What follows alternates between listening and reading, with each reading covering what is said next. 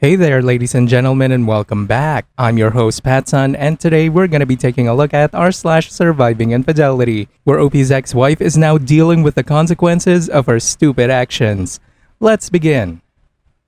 2 years post D-Day, and just filed for divorce. A bit sad, but life is looking up.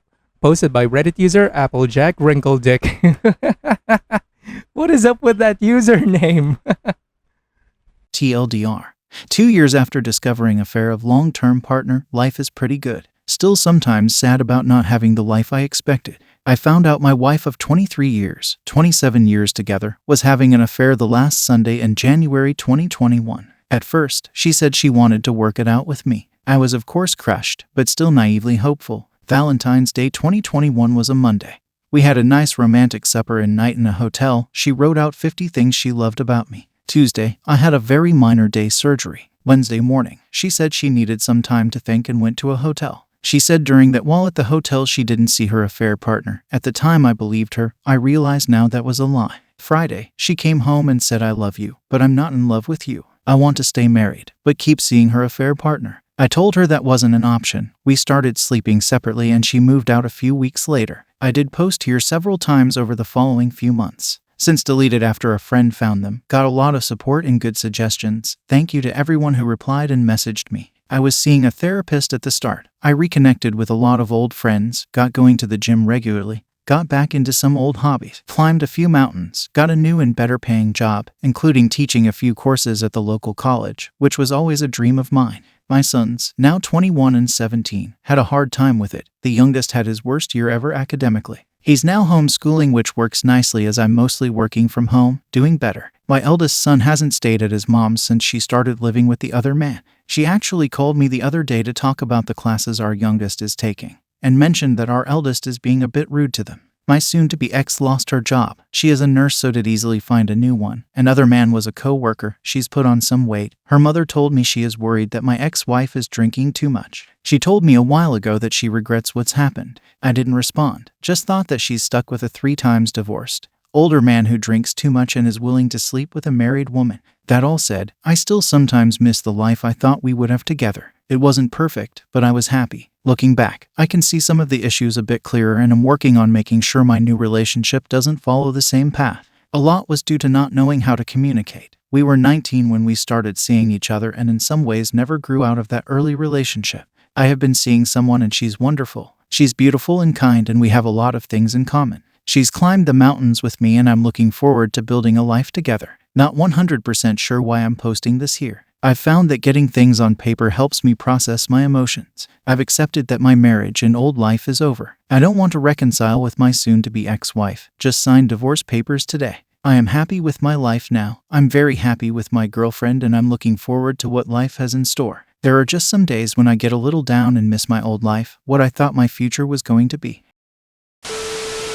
OP, I believe this is called karma, and once the toothpaste is out of the tube, you just can't put it back in. I've quite literally read hundreds upon hundreds of stories about wayward spouses getting hit with the reality after the divorce. One guy's ex even called him 2 years later, telling him that she was making them an appointment with a marriage counselor and they were getting back together. Yep, she's basically demanding that they get back together. You know why? Because it turns out her affair partner left her for another woman. That's just insane. But dude, OP, keep moving forward. Your ex? Well, she made her choices and you had nothing to do with that. Yes, we are all human and we are not perfect. But as we all know, betraying the one you love? Yeah, that's not good at all, OP. Be strong and enjoy your new life. And now for today's second story. My wife dropped a bomb on our marriage. Posted by Reddit user FloridaBoy407. So the day after Christmas of this year, my wife dropped an atomic bomb on our marriage. She told me she wanted to talk and she wanted to go somewhere. Because we have a 17-year-old son at home. We got in the car, drove down the road to a shopping center and parked in the parking lot. I said, "So what's up?" She said, "Everything you thought about Rob was true." So backstory on Rob. About 14 or 15 years ago, my wife got a new job. Once she started this job, she started hanging out with people from the job and started acting a little different. I'm assuming because these people were a little younger than her, most of them single, etc. Long story short, after just a little while she starts talking about this guy named Rob. At first, I didn't think much about it because it's her boss, but she progressively started talking about him more and more. I began questioning her about this guy and I'm assuming she began to catch on, so she stops talking about him. She's been there about a month and she asked if it was okay for her to go to happy hour after work. It was supposed to be just the girls. I was a little hesitant because we've had issues in the past with going out without each other and putting alcohol in the mix, but against my better judgment I told her go ahead. She was gone for a couple hours. No big deal, came home. Everything was fine. A week or so goes by. She says she wants to go to happy hour with them again, so she goes. But this time it's a little bit longer. She comes home. Couple days go by. I noticed that one of her friends from work who she had on Facebook at the time posted some pictures from the night, and in those pictures were a bunch of guys. One of the guys was this guy named Rob in the picture. She's sitting next to him, a little closer than normal. Of course I saw something about it, and of course she gets instantly defensive and starts trying to explain the situation away. Time goes on, more happy hours more frequently and coming home later and later. The whole time we are sort of fighting and arguing about this guy in the happy hours. She is denying that anything is going on and that they're just friends. One of, I believe, the last happy hours, she doesn't come home till 2:30 or 3 o'clock in the morning. She comes sneaking in the house smelling like a brewery and tries to sneak in the bed, hoping I'm asleep. I woke up, I ask her why she's so late and why she didn't call. We get into a fight about it obviously, and she tells me some story that a girl she was there with left her purse with her and left with some guy that was there. She said she felt obligated to stay because that girl had left her purse with her instead of leaving the purse with someone else that was there that were also friends with her. She decided to stay.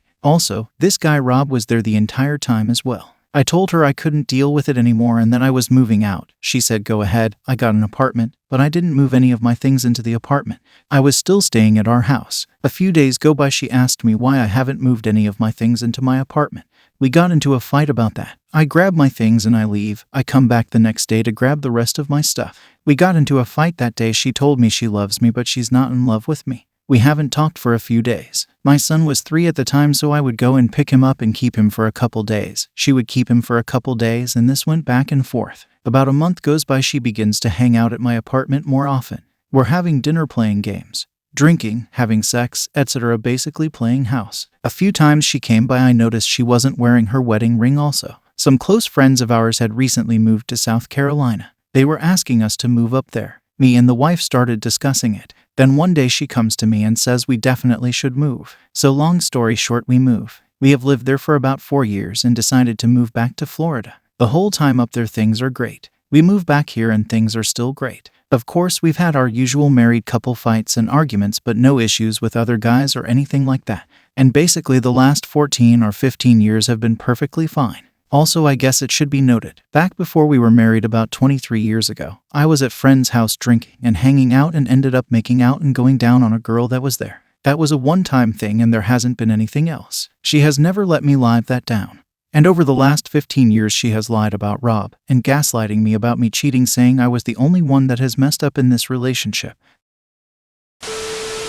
Look, OP, she held your poor decision from before the marriage over your head for the entirety of the relationship. For a little added humiliation, she fucked her boss, the guy you questioned her about repeatedly, the guy she completely lied to you about, then continued lying to you for the next 15 years. Now suddenly she's confessing to you when you're deep in the marriage. Your then 3-year-old son is now 17 and doesn't know why she's telling you now. My guess is maybe good old Rob has come back into the picture somehow, or at least contacted her. Maybe he wants to resume their affair and she doesn't. Maybe he's threatening to tell you about their affair and she's trying to get in front of it. Or maybe there are concerns that your 17-year-old son is not actually yours. Maybe good old Rob wasn't the first and only time she stepped outside of your relationship. Why are you still here? Look, man, clearly she is a cheater. Clearly she's a liar. And clearly she's a fucking hypocrite.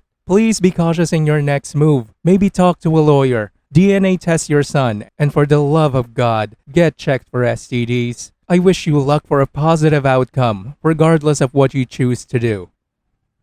Viewer support is the best way for me to remain independent and continue bringing you these daily videos, which will always be here on my channels for you to watch absolutely free. So please consider subscribing to me on Rumble and on YouTube. Both will be linked in the description box down below.